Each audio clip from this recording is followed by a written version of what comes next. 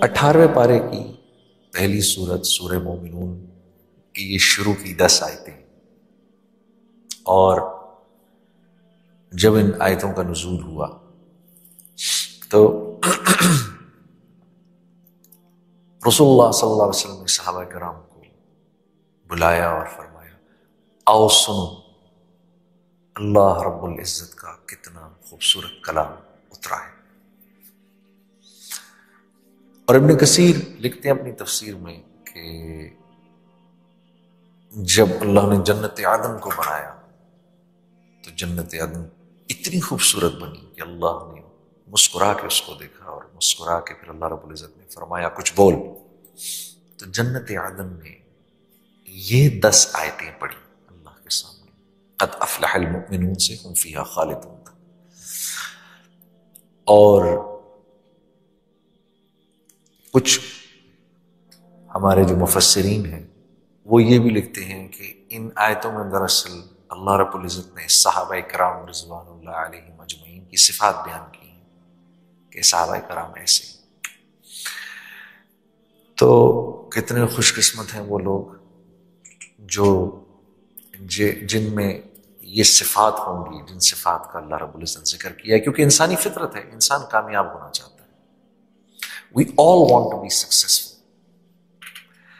अल्लाह ने क्योंकि हमारी फितरत बनाई है तो अल्लाह हमारी फितरत को जानते भी हैं, तो खुद ही अल्लाह रब्बुल इज़्ज़त हमारे सवाल करने से पहले फरमा रहे हैं कि मोमिनीन कामयाब हो गए। या अल्लाह मोमिनीन, अच्छा कामयाबी का दारो मदार जो होता है ना वो हसब नसब पर नहीं होता, कामयाबी का दारो मदार होता है सिफात पर।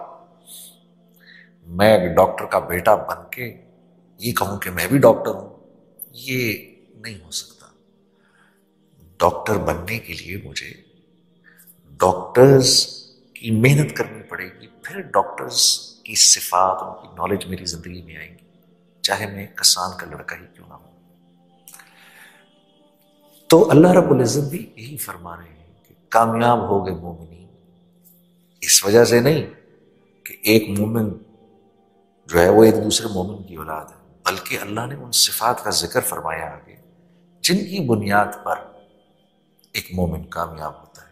उसमें सबसे पहले जो चीज फरमाई, अल्लज़ीना हुम फी सलातिहिम खाशिऊन, कि जब ये नमाज में खड़े होते हैं, नमाज में खड़े होते हैं तो सारी दुनिया को भूल जाते हैं, मेरे बंदे का मुझसे राब्ता कायम हो जाता है।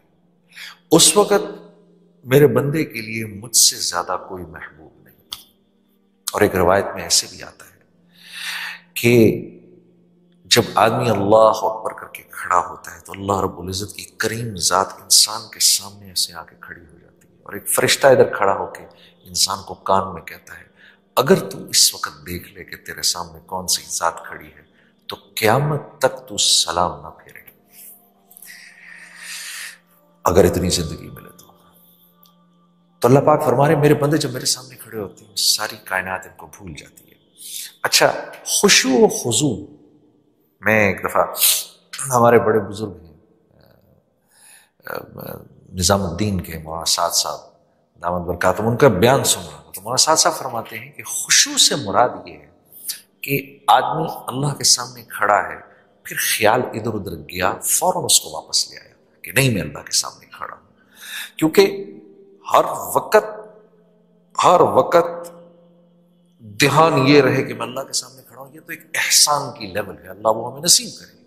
लेकिन अगर फर्ज करें वो लेवल नहीं मिल रही कि अल्लाह के नबी का इरशाद है ना कि अल्लाह के सामने अल्लाह की इबादत ऐसे करो, नमाज ऐसे पढ़ो अल्लाह के सामने जैसे अल्लाह को देख रहे हो, अगर ये नहीं कर सकते तो कम से कम इतना करो कि जैसे अल्लाह रब्बुल इज़्ज़त तुम्हें देख रहे हैं। तो मैं मौलाना साद साहब का एक बयान सुन रहा हूं, उसमें मौलाना फरमा रहे कि खुशू और खुजू से मुराद क्या हुई कि अल्लाह के सामने खड़े और ध्यान इधर उधर गया, फौरन ध्यान को वापस ले आए कि नहीं मैं अल्लाह के सामने खड़ा, तो अपने आप को मरकूज कर दिया। हाँ, वरना तो अल्लाह के नबी का जो इरशाद है, जो एहसान का दर्जा है, अल्लाह वो हम सबको नसीब फरमाए कि अल्लाह की इबादत ऐसे करो जैसे अल्लाह को देख रहे हो, अगर वैसे नहीं कर सकते तो फिर ऐसे करो जैसे अल्लाह रब्बुल इज़्ज़त तुम्हें देख रहे हो।